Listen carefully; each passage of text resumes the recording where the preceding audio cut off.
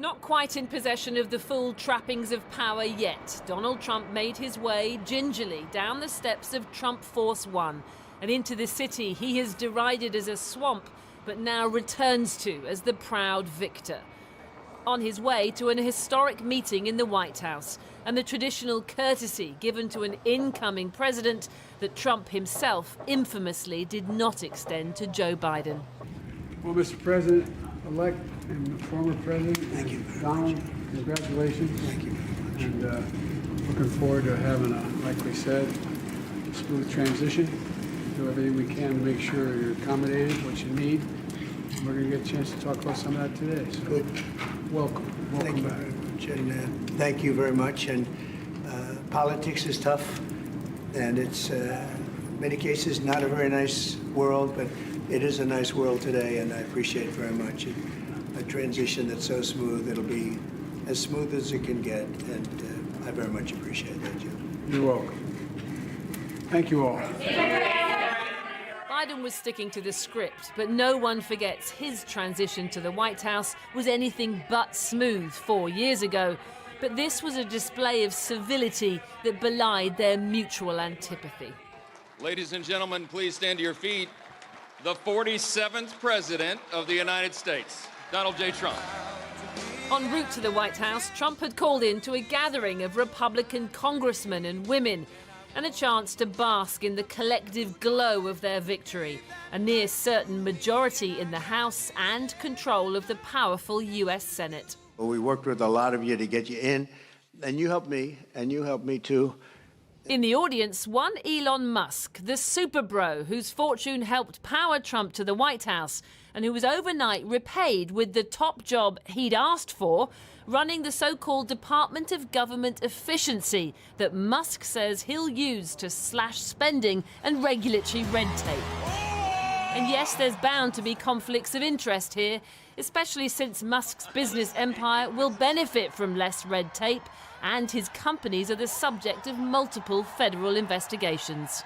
That's just detail to be ironed out. You don't like women in combat? No. But the appointment which really stunned Washington, the defense establishment, and even some in his own party, was this man. AAC just rolled out a new line of AK-47 ammo. That's right. Pete Hegseth, a Fox News host and Army veteran, who will now be in charge of the world's most powerful military, though his handling of lethal weapons hasn't always ended well. And he has no government experience, but he has the one thing that's really required: unquestioned loyalty to Donald Trump. As every member of his entourage today has. In fact, Trump's transformation of the Republican Party is now utterly complete. Well, this is the moment many believed could never happen. After January the 6th, 2 impeachments and 4 criminal indictments, Donald Trump is back in Washington, D.C. as president-elect. I think ultimately it's America first. You know, Trump won the popular vote, he won the Electoral College. And so as we go forward, that's what we need to focus on. And anything that gets in the way of that is a problem. How did it feel in the room? You're back. Felt great. Felt great. God, I can't imagine the alternative. Donald Trump is the 47th president, and everybody in this country, across the globe, should get on their hands and knees and thank him for serving not only the United States, but the world. Whether the world likes it or not, today is another historic moment.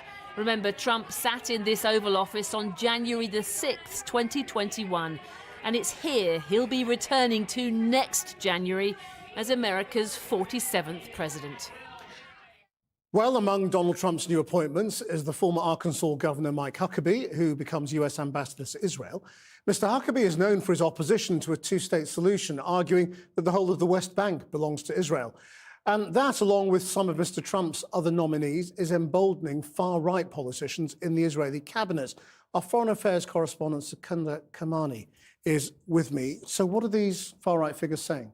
Well, look, Christian, of course, so much of our focus right now is on the events in Gaza, the horrific images of Palestinian suffering that we're continuing to see, wondering when, if the war might come to an end. These far-right Israeli politicians, a lot of their focus right now in the aftermath of Trump's victory is on the occupied West Bank. Remember, this is land that is integral to the creation of any future Palestinian state. It is land considered internationally as belonging in its entirety to Palestinians, and they do administer some parts of it, but the Israelis have occupied the West Bank for more than 50 years, and hundreds of thousands of settlers now live there in these enclaves which carve into the territory. They've been expanding at an unprecedented rate, and their presence makes a two-state solution very difficult, to say the least. But settler leaders, including those who are right at the heart of this coalition government in Israel, want to go even further. They want to formally annex some or all of the West Bank. They believe the land is promised to them by God, and they believe that Donald Trump will support their vision. The year 2025 will be, with God's help, the year of sovereignty in Judea and Samaria. I intend, with God's help, to lead a government decision that says that the government of Israel will work with the new administration of President Trump and the international community to apply the Israeli sovereignty over Judea and Samaria. And what does Trump make of that?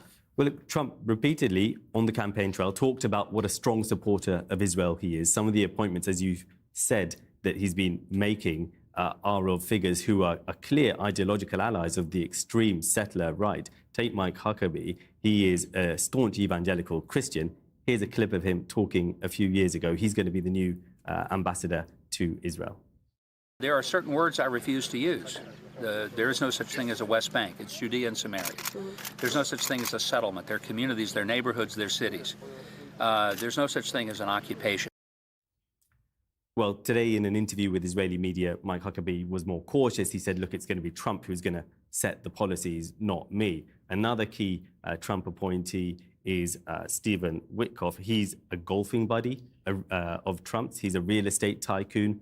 He raised a lot of money for the campaign from the American Jewish community. He's going to be the special envoy to the Middle East. Last time that Trump was in power, he made a number of steps that pleased the Israeli right wing. They, for example, recognized Jerusalem as the capital of Israel, despite its contested status. Settler leaders clearly have put a lot of faith in Trump right now. But some former Trump officials are saying that he won't necessarily support a move like annexation of the West Bank. Clearly, US allies in the region like Saudi Arabia would oppose that move. Israel's been accused of de facto annexing the West Bank already. Formally doing so, though, would make the prospect of a solution to this conflict all the more remote. Thanks, Secunda.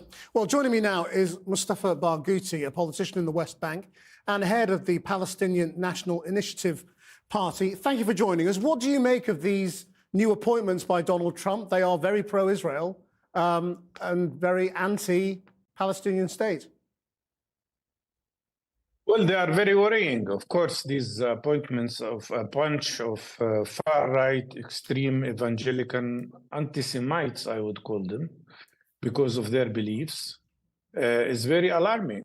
When you have people, as you have shown, like Mike Huckabee, saying that there are no Palestinians. He doesn't recognize even the presence of Palestinian people. He claims we are invented people. And he says that there is nothing called West Bank and there is no occupation. With a person who has such views, who is absolutely and totally supportive not of Israel, but of the most extreme fascist elements in Israel, who are advocating the annexation of the West Bank, who are trying to kill any possibility for peace in the region, and who are actually declaring that their intention is to annex the West Bank. That's what not only Smotrich said that, but Netanyahu as well. Could you just explain? They are preparing the ground for that. Some of our viewers will be confused by your accusation of anti-Semitism. Could you just explain what you mean by that? Well, these evangelicals say that all Jews should be gathered and put in Palestine so that Christ can come back, and then they will have to choose either to become Christians or be slaughtered. That's what they believe in. Isn't that anti-Semitism?